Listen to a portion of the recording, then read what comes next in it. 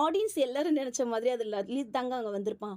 லலித்தும் பாத்தீங்கன்னா, மைண்ட் வைஸ்ல இவளோட பேருக்கு ஏத்த மாதிரி ஒரு நாள் தோத்து போக மாட்டா போலயேன்னுட்டு, ஒண்ணுமே தெரியாத மாரி, "அப்புவ பாத்து உனக்கு ஒண்ணும் ஆகலையே, நல்லா தானே இருக்க?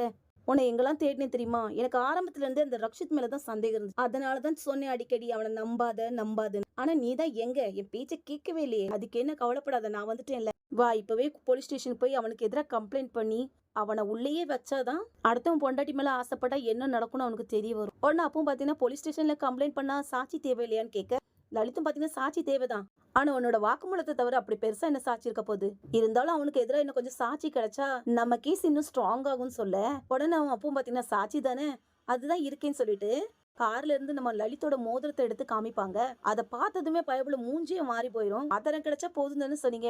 இந்த ஆதாரம் போதுமான்னுட்டு மோதிரத்த காட்ட, லலித்தும் பாத்தீங்கன்னா, இந்த மோதிரம் இங்க எப்படி வந்துச்சு? இது கூட அந்த ரக்ஷித்தோட வேலையா தான் இருக்கும்னு சொல்ல, வாய மூடு. உன் அசிங்க பிடிச்சவர் வாயால அவர் பேர கூட நீ சொல்லக்கூடாது.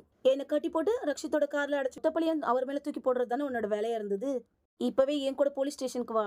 அதுக்கப்புறம் என்ன நடக்குதுன்னு பாத்துரலாம். லலித்தும் பாத்தீங்கன்னா கோவப்பட்டு நம்ம அப்பு அடிக்க போகையும் தான், அப்பவும் பாத்தீங்கன்னா, இத்தன வருஷமா உன்கிட்ட பயந்துகிட்டு, உன் மிரட்டல கேட்டுட்டு, உன் கூட வாழ்ந்த அப்பு அப்பவே செத்து போயிட்டான். ஆனா இப்போ உன் முன்னாடி நிக்கிற இந்த அப்பு, நான் பயமுறுத்துவேனே தவிர பயப்பட மாட்டேன். திரும்பி அடிப்பேனே தவிர அடிலாம் வாங்கி நிக்க மாட்டேன்னு சொல்லிட்டு, கீழ கிடந்த கம்ப வச்சு, நம்ம லலித பாத்தீங்கன்னா பின்னி எடுத்துருவாங்கங்க.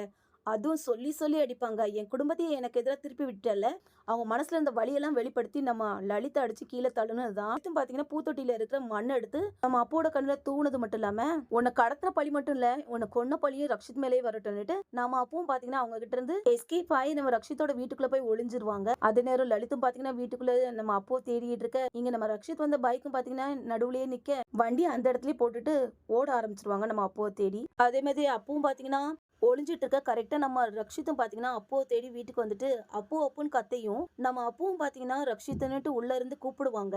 ஆனா அந்த சத்தம் பாத்தீங்கன்னா, நம்ம ரக்ஷித்துக்கு கேட்கவே கேட்காது. அதே நேரம் மறுபடியும் கூப்பிடலாங்கிற நேரத்துல லலித்தும் பாத்தீங்கன்னா, அப்புவ புடிச்சிருவாங்க. அது மட்டும் இல்லாம சத்தம் போடக்கூடாதுன்னு மிரட்டி வைக்க, ரக்ஷித்தும் பாத்தீங்கன்னா வீட்டுக்குள்ள வந்து தேடி பாப்பாங்க. ஆனா இல்லன்னு மறுபடியும் வெளியே போகையும் தான், லலித்தும் பாத்தீங்கன்னா மறுபடியும் நம்ம அப்பு கதையை முடிக்கலான்னு போகலான்னு நேரத்துல, கரெக்டா நம்ம ஹீரோ பாத்தீங்கன்னா மாசா வந்து இறங்கி, நம்ம லலித பின்னி எடுத்துருவாங்கங்க. அப்புறம் என்ன அப்பவும் பாத்தீங்கன்னா, நம்ம ரக்ஷித்த பார்த்த சந்தோஷத்துல ஓடி போய் நம்ம ரக்ஷித்த கட்டி பிடிச்சுக்குவாங்க. அடிப்பட்ட கையில அவங்க துப்பட்டாவை கிழிச்சு கட்டுலாம் போட்டு விடுவாங்க. இந்த கலவரத்துலயும் இவங்க ரொமான்டிக்கா இருக்கிறத பார்த்துட்டு நம்ம லலித்தும் பாத்தீங்கன்னா, மறுபடியும் நம்ம ரக்ஷித்த அடிக்க வந்த இடத்துல ரக்ஷித்தும் பாத்தீங்கன்னா, ராணி மாதிரி உள்ள பொண்ணை வச்சு உனக்கு வாழ தெரியல, நம்ம லலித பாத்தீங்கன்னா பின்னி எடுத்துருவாங்க.